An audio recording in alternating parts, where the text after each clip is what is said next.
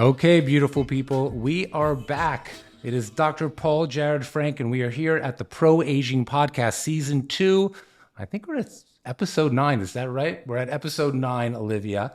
And, we talk about a lot of things on the Pro Aging Podcast, but we are deep diving into my field of aesthetic dermatology. And we actually have one of the OGs of the field. Now, you know how I like to be the biggest expert on the block, but I definitely have one that outranks me a bit here. His initials are RG, and his name is Dr. Roy Geronemus. And any of you that are into the aesthetic field and know beauty, you definitely know this name. And I got a story about him as well. But you may know him as the director of the Laser and Skin Surgery Center of New York. And, I'm really not going to go through all of his accolades, but he has basically been the president of every one of our major societies. He's been in practice for decades. I'm not going to age him, but he's been doing this a long time. But he's actually, and I didn't know this number, he has published over 350 academic papers, chapters, books. He's really has an amazing, impressive curriculum vitae. But most importantly, I'm going to tell you a story, because when I was a resident at NYU, fresh, young, bright-faced dermatology resident, 1997, now I'm aging myself, I had the good opportunity of rotating with Dr. Geronemus. And I know he doesn't remember this, but I'm going to tell you that. And I have to tell you, it was really, one of these impressive times.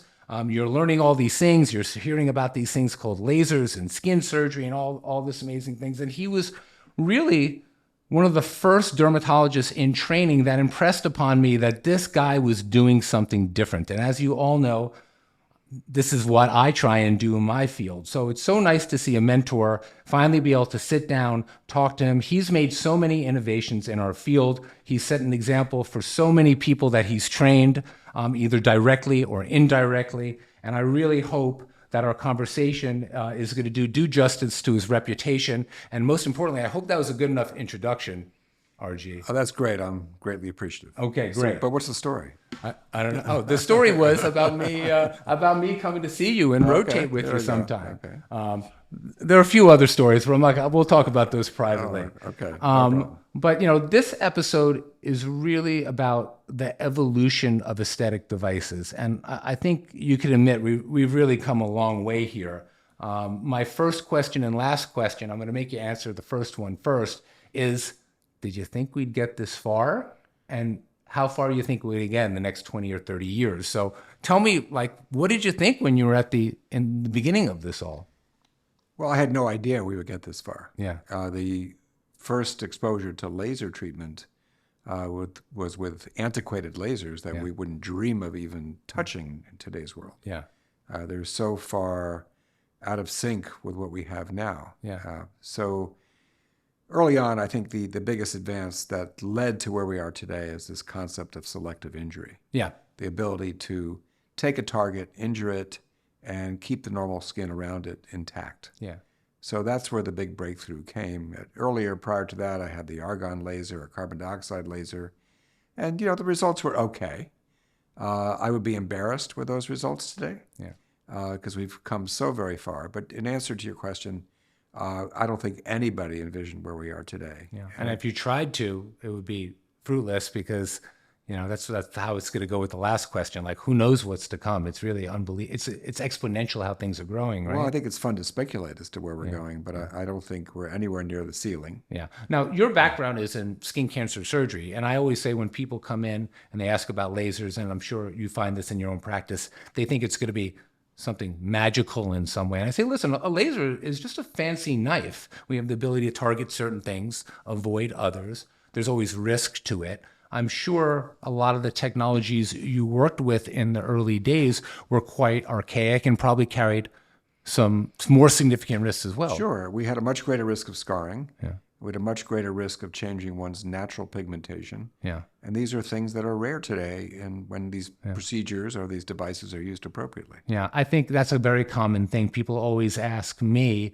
oh, but I don't want to change the color of my skin. I think people still live in that negative stereotype of like the old phenol peels, right? Or the old CO2. Right. The old CO2 laser, dermabrasion, phenol peels would leave the skin white. Yeah. Did you used to do old dermabrasion? I used to do dermabrasion. I was actually trained by Norman Orenschreich, Yeah, of course. who invented it. Yeah, yeah, yeah. The hazmat suit. Yes, you We have had the to. hazmat suit and the big mask. The And blood used to splatter on people. I came in like the latter days of that, and I know there was a big issue during the AIDS crisis with the amount of blood and things like that. sure, I mean that's one of the reasons why lasers were so well accepted, Yeah. because we didn't have the plume or That's right. the spread of the smoke Yeah. or the blood flying all over the room or the patient. Yeah. Tell me a little bit about, the good news is, especially in this med spa culture we live in, everything is so portable. The machines, I find, in many ways they've gotten so much smaller and come back packed, but they're also made cheaper too in some devices as well. Tell me a little, give the audience a picture about the size, the noise of what some of these devices, like old IBM laser computers, right? Very much so. Yeah. For example, I had one of the first pulse dye lasers, the V-beams, Yes, the yes, predecessor to the V-beam. Which you were very much involved in the No, I development. had one of the first in the world Yeah, when I was full-time on the NYU faculty. And it was a huge, monstrous device. We had these big canisters and this big machine, and it was noisy. Slow. And it smelled, it was slow. And I used to have to mix the solutions myself to make the dye. And the room would stink. And then, as soon as we were making these changes and mixing the dye, people would be running over from across the hall at the old Skin and Cancer and say, "What's going on here? Can't you do this at night? Can't you do this on the weekend?" So it was archaic. I mean, you're right. It was very slow. Yeah. The procedures that we can do in seconds today would take hours. Literally seconds. That being said, I look back in one of the first few lasers. We were telling a story earlier about how cutting edge I thought I was in 2000 when I had 3 lasers. One of the first lasers I bought was an ND YAG laser we used for tattoo removal pigment called the Medlight. It was the C4, I think. That laser's still in my room, and I think it's only been serviced when the energy source has died out and been replaced twice. It's a heavy device. It's a clunky device. In many ways, I prefer it over many of my Pico lasers and sometimes. And I find it ironic. Sometimes it's such a solid state thing. I am concerned with the evolution of a lot of these devices and the monetization of it, that some of them are a little bit made cheaply. Do you find this at all? Not that often, quite frankly. Or service, they need a lot of service. Yeah, there are some devices that are very fragile. Fragile. That require more service than others. Yes. So you're talking about, from a physics point of view, optics. You're talking about articulated arms with sophisticated mirrors. Yes. And you're delivering higher and higher energy Yeah. in a shorter period of time. And these things do require some maintenance. I think I'm just feeling old, like they don't make it like they used to in some way. I'll give you some recommendations so it can change your point of view. That's right. There are so many technologies available now. It's not just they go to the few experts in the big city like yourself to, other dermatologists may not be referring to you as regularly as they did 20 years ago, because everybody considers themselves an aesthetic device dermatologist, even ones that are not dermatologists. And that's because there are also a lot of other devices available out there. A few categories of technologies that have truly changed the way we practice, even though there's a million devices that have come out. Let's talk about some of the examples. Like you said, pulse dye lasers. Let's talk about that. I mean, that changed the game we really treat skin, right? It did change the game. As I mentioned early on, it was the first laser that introduced this concept of selective injury. And that concept came forward with the treatment of other conditions, whether it be tattoos or brown spots or laser resurfacing. This is all a consequence of that initial work with the pulse dye laser. Yeah, let's tell people, what does the pulse dye laser do? Pulse dye laser is a laser that was originally developed for birthmarks, port wine birthmarks and hemangiomas. Interestingly, while it was initially designed just for those 2 indications, and those were very specific indications when it was developed by, Rox Anderson up at Harvard, there are now must be 20 or 30 indications. So I know. We use it all the time in our office for scars. We use it for redness. We use it for rosacea. Bruises. Yeah, actually, I helped develop that technology. It's amazing. That technique. On my mother, by the way. Did you really? Yeah. Well, we all practice on our mothers out there. You don't realize that all of us cosmetic dermatologists, it's good to have a big family. It's actually a great story because I did some fillers on my mother and she bruised. And, I've been playing around with this idea of how to treat a bruise. And, Rox Anderson had developed the concept, said it's not possible, you can't do it, but we kept playing with it. So she bruised on her chin, and I saw her, so let me try this on your mom. And I saw her that night for dinner. She came up from Florida. And I said, you did a great job with the makeup. I don't see the bruise. So she said, well, I don't have a bruise. It's gone. So I quickly referred to the parameters that I had used that day, and we did a study.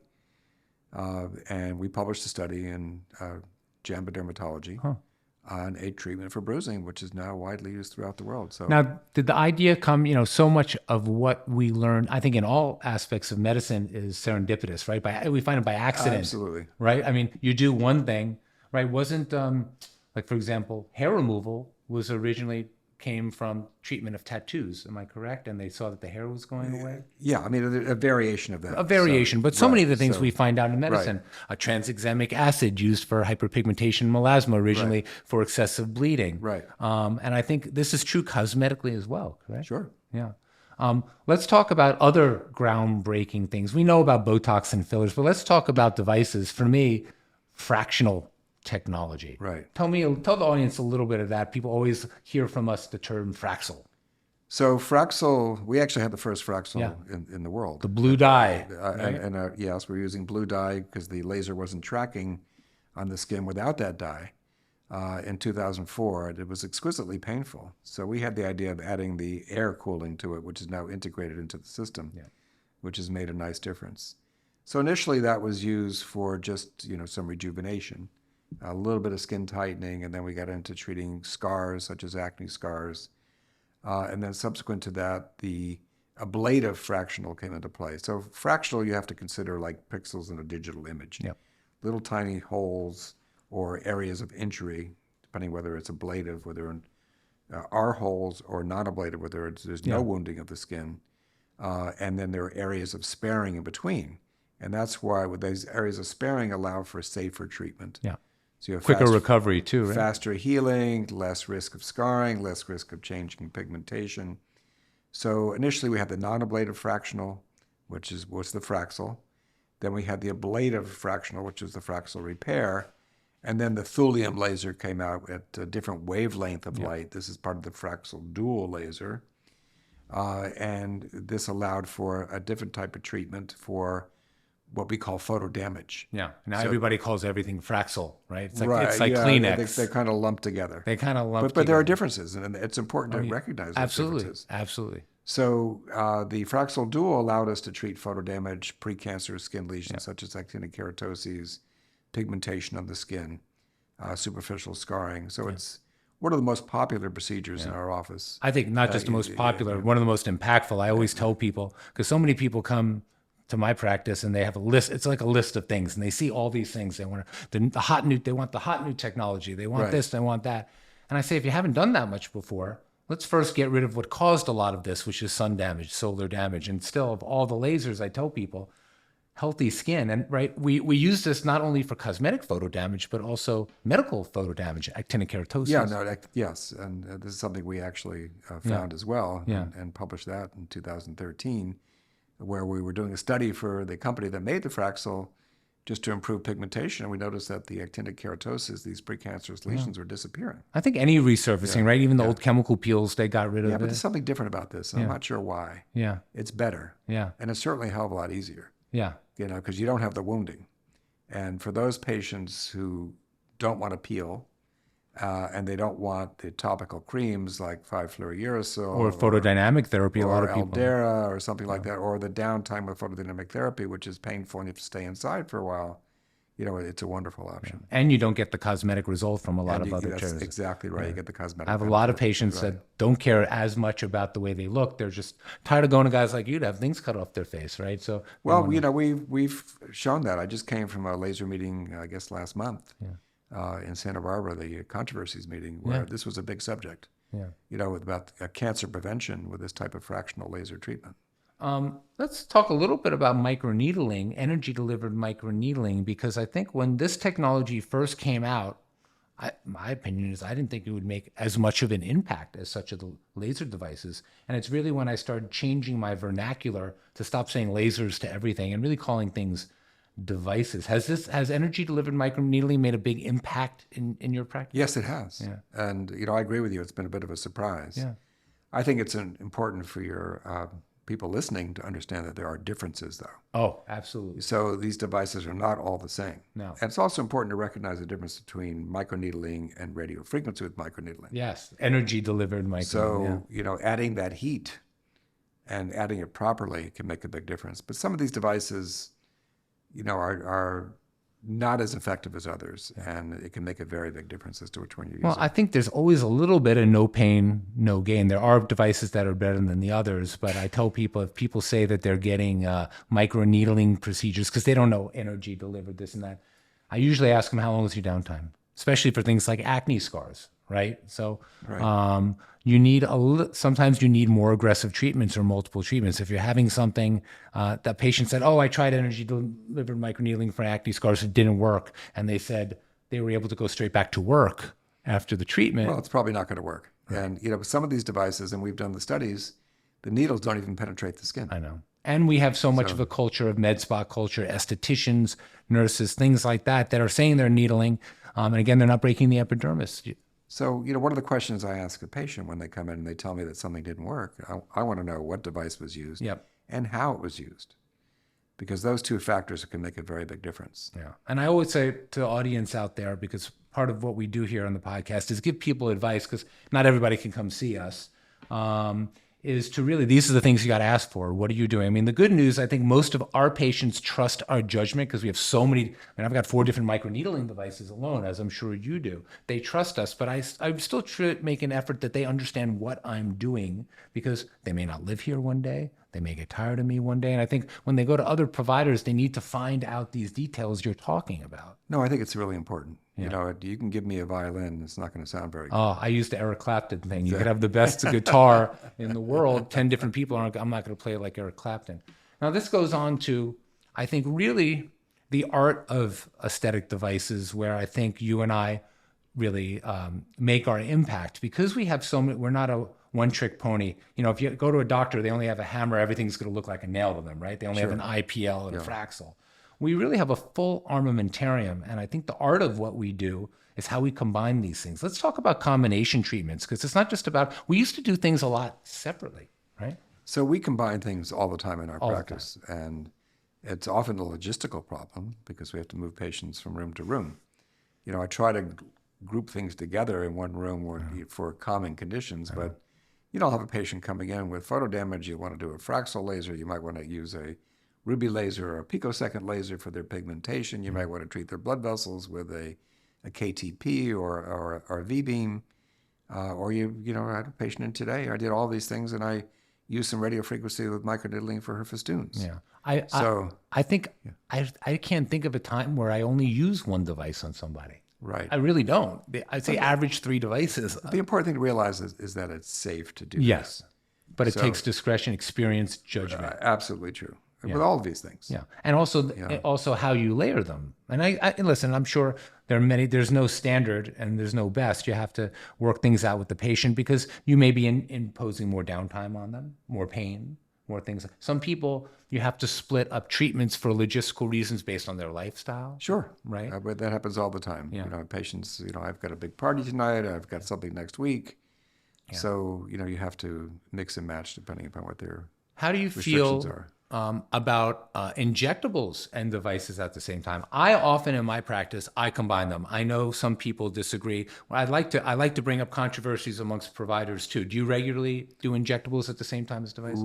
Almost always. Almost always. Okay, good. Okay, and we've just published this. We have at least 5 or 6 publications this year talking about the safety of combination therapy. Yeah. I mean, there's situations where I won't. If I'm using an ablative laser, I'm not going to add Botox, fillers or Botox. Exactly. But, our regimen is such that, I will give fillers, do the laser treatments, and finish it off with some Botox afterwards. Yeah. It's very convenient for the patient. Exactly. And, there's some synergy here. Yeah. Time is of the essence for them too. We live in a very busy world. There are certain things, like, for example, I tell my patients, you don't want to do your Botox, you don't want to do your filler within a month of your CO2 laser resurfacing, because there are issues. People are always concerned about melting of fat in their face, melting of filler in their face. And there are actually incidences when we have to show those kind of precautions. Would you agree? Yeah, I think you don't have to give it too long. Yeah. But I do like to have some distance with it when I'm doing an ablative or wounding procedure. Tell me, just like we talked about some of that folklore fear that everyone has about white skin, I think one of the biggest questions I get, you tell me if you agree, when we're using devices, is about it melting the fat of my face. Do you hear this a lot? I hear that.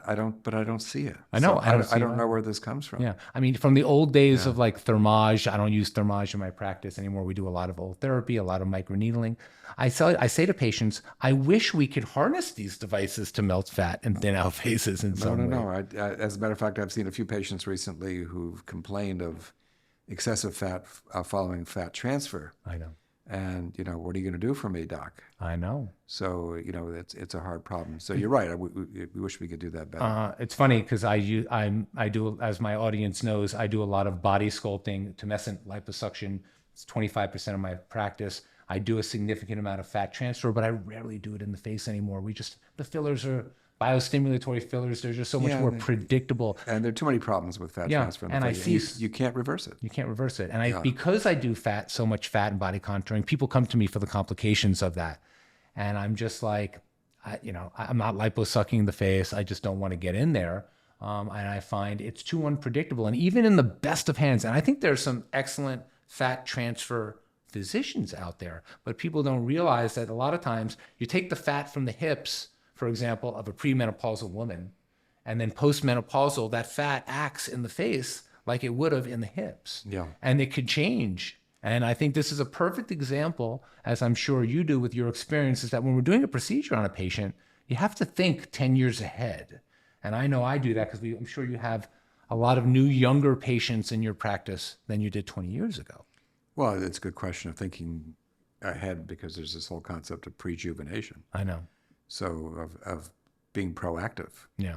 And I think this is a growing area in our specialty. Yeah. And complication. I mean, for example, I see so many people that have it. For example, I've been doing neuromodulators since I was a first-year resident. I remember doing it with, wasn't with you, it was one of our other professors, used to attach the needle to the EMG machine. Oh, right. Exactly. When used to have to, it would take about an hour to do a glabellar Botox shot. And I was like, this is amazing. I'm going to do it forever. And the instructors were like, if this gets FDA approved, it will be for older people only. And I was like, I saw the forest through the trees with my smooth head. But we didn't realize that decades later of use, that it can cause chronic weakness of the frontalis muscle and lead, almost exacerbating pseudotosis.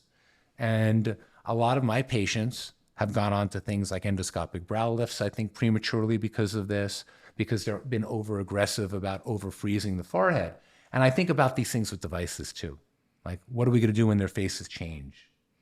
Well, I'd like to think that with the neocollagenesis, the building of collagen and the building of elastin, that won't happen. Yes, I'd like to also. So, and, I have patients coming that I've seen, 30 years ago, with fairly aggressive procedures who really done pretty well. Really well over the long term. Exactly. And time only tells. We're talking going back to the pre-fractional days when the procedures were more aggressive, which I won't do in today's world, only because they're... Do you not do continuous weight? Do you not do straight CO2 anymore? I do for certain conditions. Yeah.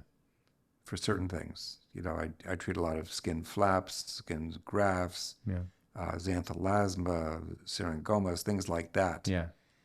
But it's rare that I'll do a fully ablative treatment. Just too much for risk or downtime profile. But it does work better in many ways, right? Well, that's what I'm saying. Some of these patients are now coming back 30 years later and they look really good. So let's talk about briefly some of the medical applications. Now, I know a lot of the people out there, they're interested in cosmetics, but they don't realize so much of the innovations that our field and your research has been involved in are actually medical applications, drug delivery, port wine stains. Mention what a port wine stain is and how we use these technologies. So a port wine stain is a vascular birthmark. Yeah. Looks like wine spilled on a child's head. Right. So you think of Gorbachev, who just passed away. We had one on his scalp. Yeah. So these are vascular birthmarks. The great thing about what we're doing now is we're treating these patients when they're infants. Yeah. So really out of the nursery into the office, and it makes a huge difference if we can get them early. We get a better response, we get a faster response, and it's extremely safe. Was the technology invented with that in mind first, or cosmetics, or both? No, I think Rox Anderson had the idea of treating port wine stains when he developed this laser. And then we learned all these other cosmetic applications. So everything, steamrolled after that. Yeah, and we mentioned the treatment of precancerous tissue, actinic keratosis. Actinic keratosis, is something that can be done, very, very nicely with laser treatment. What about skin cancers? Is there a future in that? Yes, there is. Yeah. And there's been a lot of interest in that area. Yeah, I see. think certainly through laser-assisted drug delivery, I think that'll be very big going forward.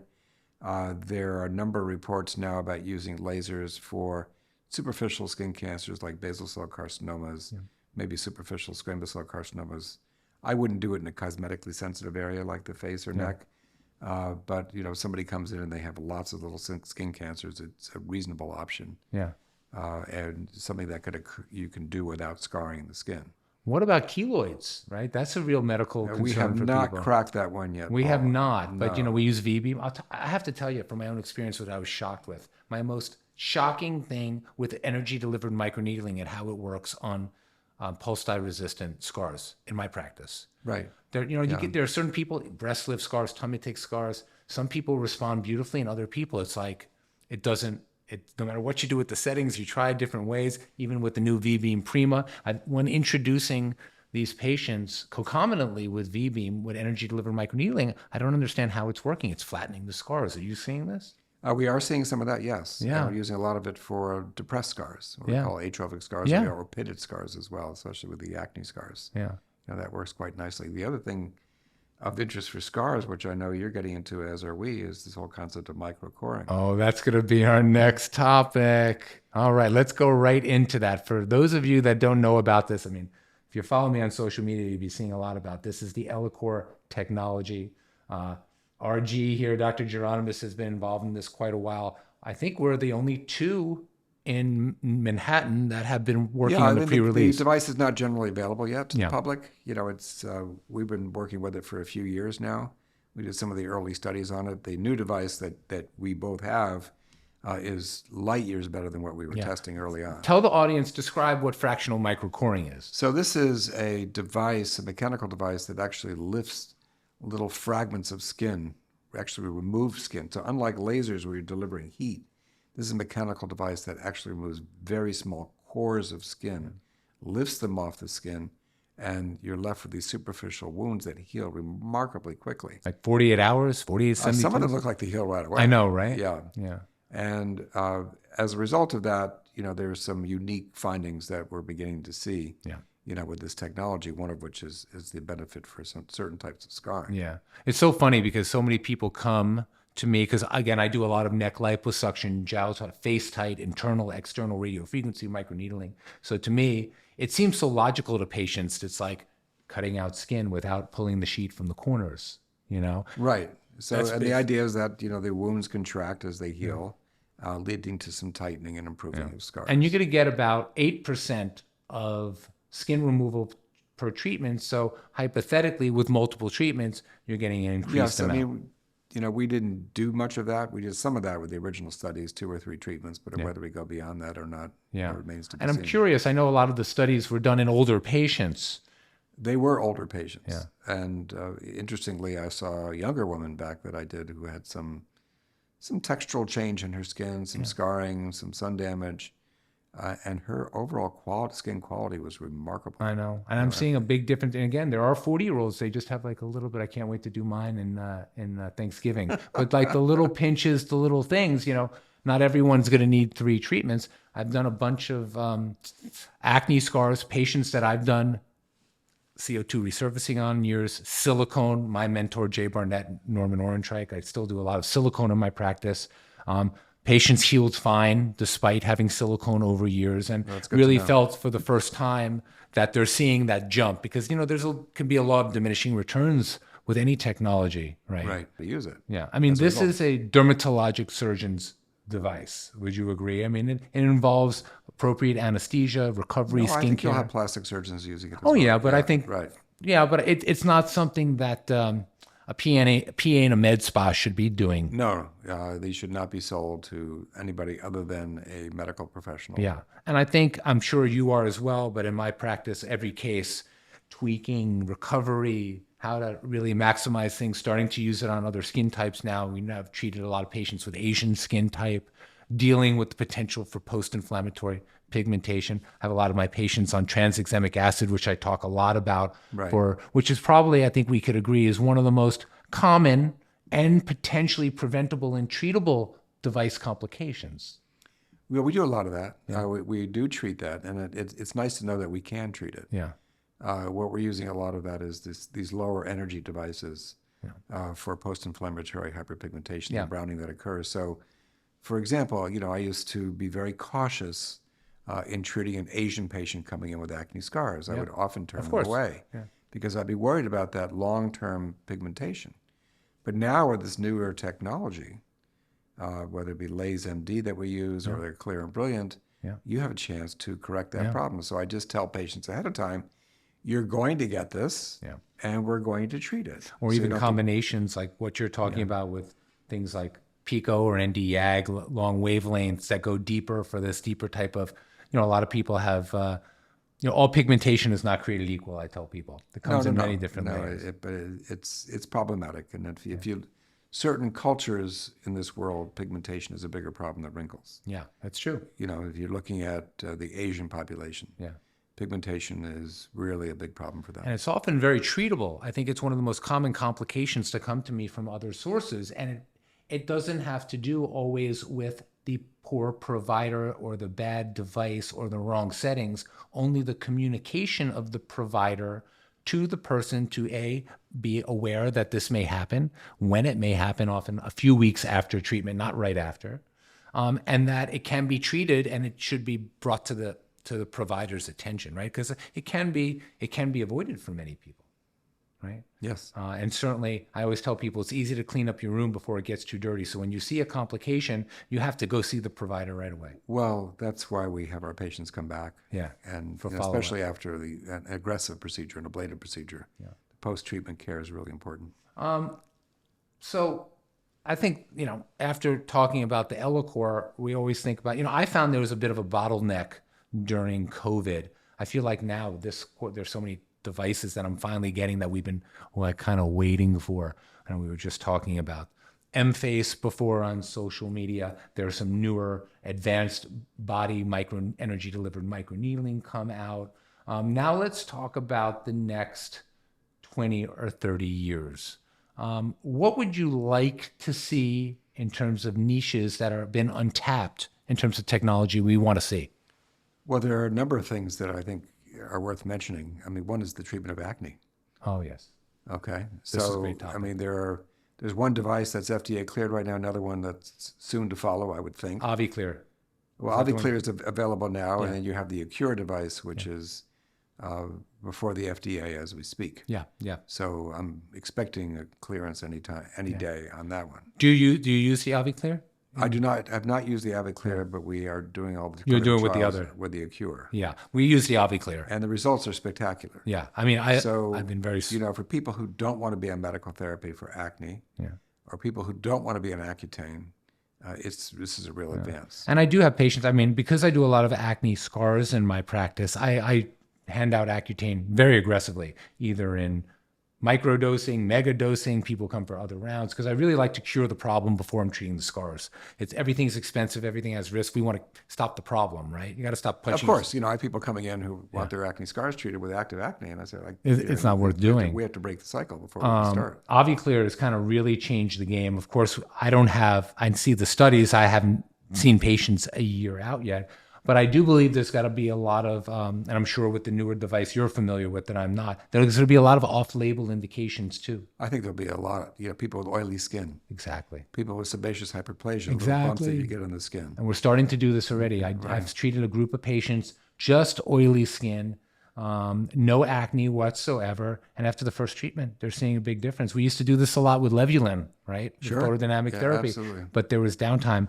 I don't really see any downtime with the 𝐒𝐵𝐶lear. Maybe they're a little puffy the next day. It is a little bit laborious. It takes about 45 minutes to do. You have to degrease and do all these things. I'm very curious to see what the next generation brings. Oh, I think it'll be interesting and very, very valuable. Yeah. And other things that you dream about, other things that you think we could accomplish. You know, to me, the Holy Grail is always like trying to get more muscle and skin tightening without surgery. Right? I don't think we're ever going to replace the plastic surgeon. Do you? I think we can, if we get them early, if we get the patients early, we can delay and maybe over the long term prevent the need for plastic surgery. Yeah. That's a bold statement. That is a bold. But if you're looking, you know, down the road, 10, 20, 30 years, I wouldn't be surprised. Yeah. You know, we're working with a new device now that's has been FDA cleared, but is not commercially available. We're doing clinical trials where we are seeing tightening and we are seeing some lifting. So, you know, we're very excited by that. It's a new fractional concept. Okay. And it has the ability to rejuvenate, tighten, and lift. Yeah. So all non-invasively, interestingly, with less pain. Wow. The concept is that what's called focal point technology. Huh. So rather than taking a laser beam, which is like a linear beam that, you know, is delivered to the skin surface in a vertical fashion, this is delivered more like a cone. Huh. So you're focusing the energy deeper into the skin, and as a result, there's some early evidence to suggest that we can get some lifting and some tightening. Yeah. That would be clinically meaningful. It's interesting you said about getting people early, because we do know one of the biggest changes in aesthetic medicine is the younger and younger population. Sure. We have the good fortune of getting to people early. Aside from the energy delivered microneedling, one of my biggest surprises has been what Emsculpt or muscle stimulating hypertrophic technologies have really done. And I must say, I found it very gimmicky at first, but if I tell you how it's developed since 2018 in my practice for younger people, for various areas of the body, including medical applications. I have women coming to me with urinary incontinence. Sure. I have men come to me with sexual dysfunction, prostate issues, and I'm consistently impressed by what people who come with diastasis after pregnancy. I'm continually impressed by the medical and the cosmetic applications of it. You know, we've been working in the development of M-Face technology with BTL. And again, I'm like, okay, of course I go into things wary, but as someone who's 52 and relatively well maintained, I've used the device myself, and I'm actually kind of impressed on what it's done. We're using it nonstop, and I think that type of application, I mean, again, a 70-year-old that comes in who's never done anything, it's not really going to be the best candidate. But I think all these things we've talked about, it's not about the best technology. It's about choosing the technology for the right patient. Of course. Yeah. And using it properly. And using it properly. Which is a huge issue. Yeah. Now, have you seen, you know, you've been doing this a long time. What are some of the major shifts in terms of just how patients and the media and how things have changed in our outlook? I mean, when you started, things were very different in terms of the way we saw patients, right? So what are the shifts? You know, general awareness of the population, I think, is a big shift. Yeah. You know, early on, people just didn't have awareness of what we could do. Or education. Now they come, they tell us what to do. Through social media, through just general awareness, and then word of mouth, people are much more aware of the possibilities, which is a big difference. And of course, there's expansion of services. You mentioned the fact that everybody and their brother, you know, are using these devices. Yeah. You know, it's true. And they are sometimes limited in terms of the technology they have or their ability to use those devices. But interestingly, even though the field has expanded, and I was one of the first guys in New York to actually use laser technology, we're busier than ever. I know. I say this all the time. So the awareness just proves that the awareness is so high. Yeah. There are some unnamed colleagues that will often complain to me that the med spas and the ER docs and everybody that's trying to like take up a piece of our pie, that it's going to ruin their practice and all these things. And I actually think it's just enhanced it in many ways. A, the pie is growing bigger than the number of people that are eating it, number one. And number two, I don't get intimidated because there's such an increased percentage of complications, and people eventually get to that point where they need a physician with expertise in that manner, right? I mean, we know that maybe for a 30-year-old getting one area in the glabella or forehead of neuromodulator may not be that big, but that patient, when they hit 40 and they have eyebrow asymmetry or they have certain issues like melasma that they're dealing with, they eventually come to us. And I think that has really been the reinforcing factor why I feel so strong about the development of our practices, right? Well, I think the future is significant. Very bright. It's very we have good job security, I think. I think people they're not getting any younger, right? That's true, and there's more that we can do. Yeah. So, I think a lot of it too. the menu expands. Yeah, I think a lot of it is also helping people prioritize and screen, because there's so much content out there. So much of what we're doing is not just giving them the options, it's saying no to certain things, helping them prioritize. It's not just results, it's money, it's downtime, it's pain. Well, I think saying no is a very important thing to do. I think it's the biggest practice builder. Sometimes people hear laser, they hear a fancy name, and they say, I want that, and I expect that to cure my problem. Well, sometimes you can't cure the problem. That's true. And sometimes it won't work, and sometimes they're better off with surgery, or they're better off doing nothing. Yeah.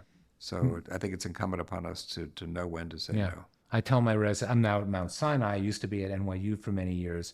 And that's probably, people always ask me, I'm sure you get this too. If I'm going out on my own, I had 3 lasers or 3 devices to buy, what would you get? Or what did you think you did that was the biggest practice builder? And I said, say no a lot and don't get oversold into buying a lot of things, because you could do a lot without that much anymore. I mean, 20 years ago, you were doing a lot. I was doing a lot when we were starting. It's nice to have all these tools, but there are some greatest hits, right? Like our Fraxels is a big greatest hit. Sure. The vascular lasers, the pigmented lasers, all these things. So you've been doing this a long time. You've been the leader of a world-renowned research center, a huge practice, published, been president of this, president of that. And as you said, when I said how things were going, you're still practicing first time, you said this is a really amazing hobby. And I think many of us in the field, we share that passion because it's such an overwhelmingly evolving field. How do you see your legacy moving forward? What is it that you want to leave? What do you think you've left your stamp on? And what do you want to leave in the many years I hope you have left to practice? Well, thank you for that. I think there's more to accomplish. I think there's unfinished business. Yeah.